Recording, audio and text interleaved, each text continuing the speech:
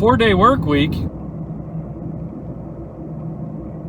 everybody, Coach Brew here, another episode of BrewTube, and we're talking not about 4-hour work week, which is total bullshit. There's no such thing.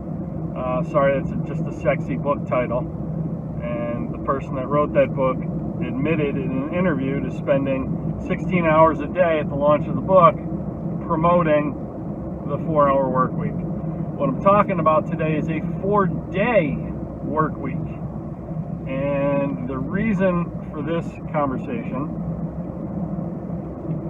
I'm having with you is a conversation I had with one of my members of my accountability coaching group. We've got a group of entrepreneurs who belong to a weekly accountability program that I have. It's called Single Pin Accountability. You can't sign up for it until January 1 of 2021 or the week right before that. It's closed right now, but it is a vibrant group of people who thrive on accountability and want online virtual coaching to hold them accountable. So now you got a little context on what that is. One of my members, a client, emailed me and said, do you have any clients in the tech space or software as a service space who do a 4-day work week? If so, what are their results? And my answer, which is important, I share with all of you because there's a ton of merit and value to it, is no, I don't have any clients in the software, the SaaS, software as a service or software as a subscription service space who do a 4-day work week.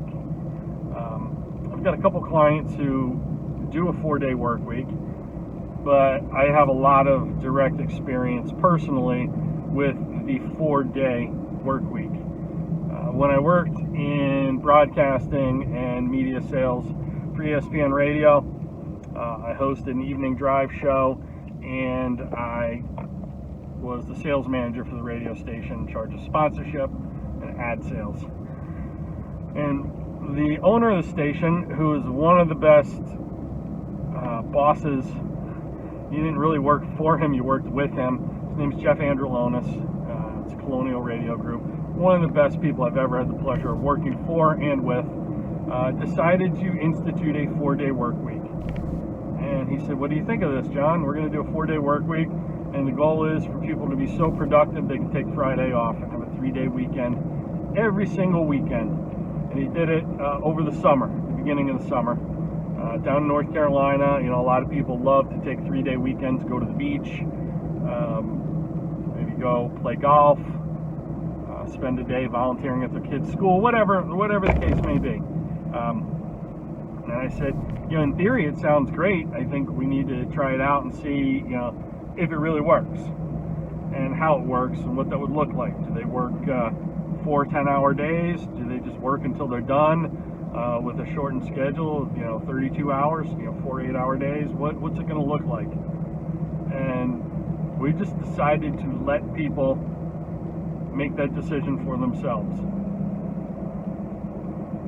And what happened was really beautiful, and there is a practical application for everyone here who's watching this video.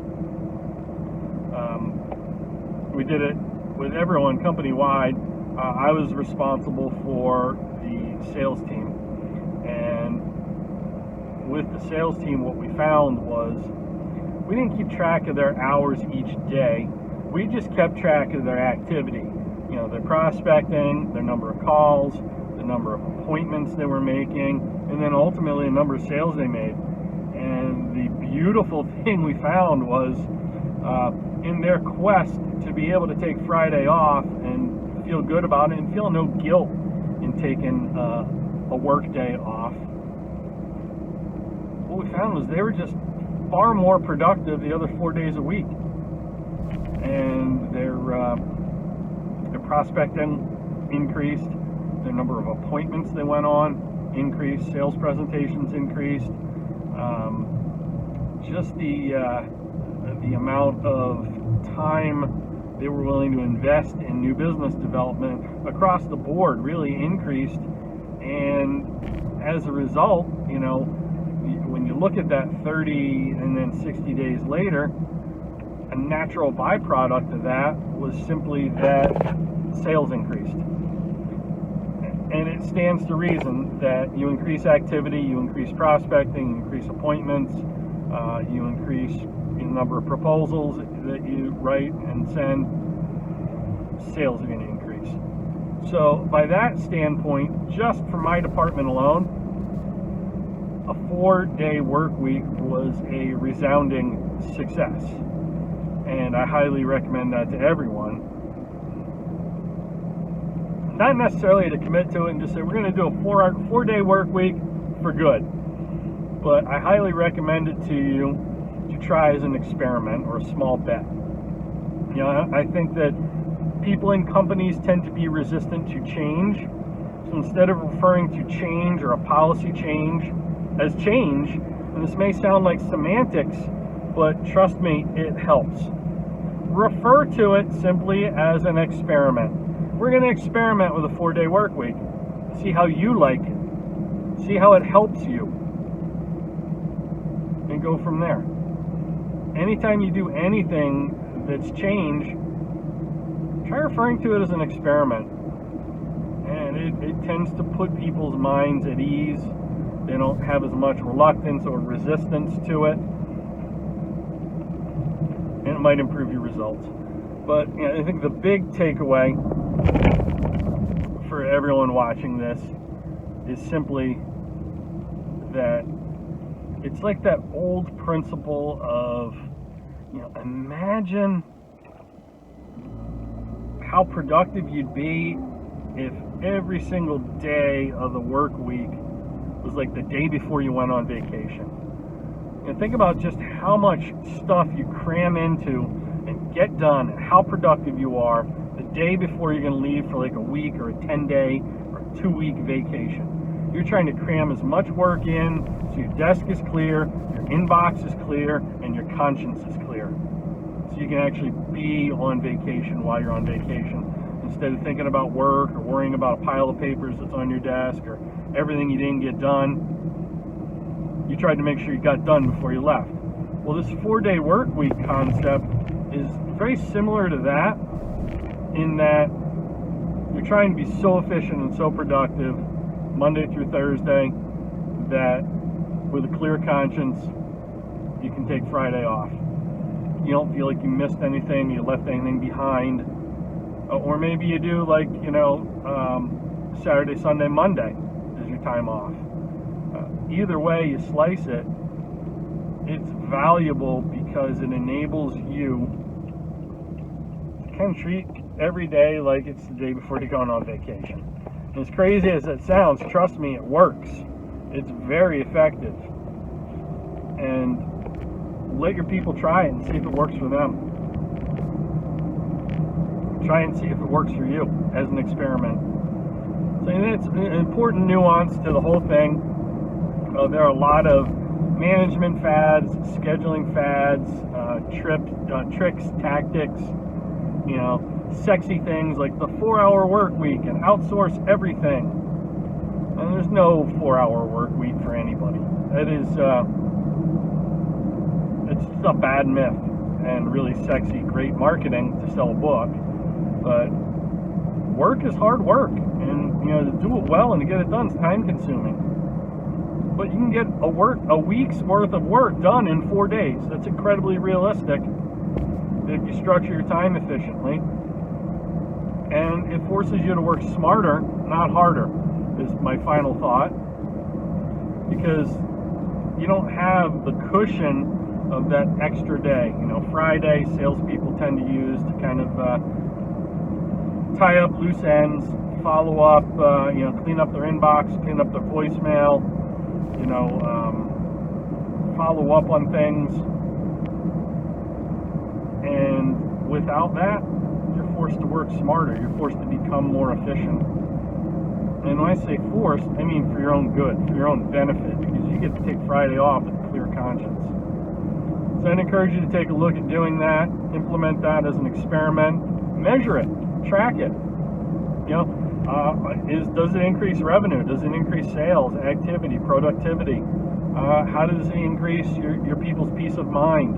Are they enjoying it? One of the things that my sales reps love to do is they love to play golf. So they were thrilled to have that Friday off while their wife was at work and their kids were at school, I might add, and they could go play golf. What I did, talk about working smarter, not harder, is I took my clients golfing. And I took my clients golfing at a golf course that advertised with us. And we golfed for free because they were clients of mine. So you talk about getting bang for your buck. I took clients, so I added value, I deepened the relationship, and I was able to present ideas to them and learn about what their needs were moving forward in the future for the year. So, I wasn't necessarily trying to sell them anything on the spot, but I was able to have a nice, long, sustained conversation in a distraction-free environment. They weren't at their desk, they weren't in their office, they weren't in their, the retail store with distractions.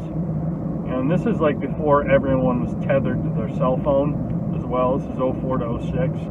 So their phone wasn't buzzing in their pocket the whole time. And again, work smarter, not harder. There are a couple wonderful ways to do that.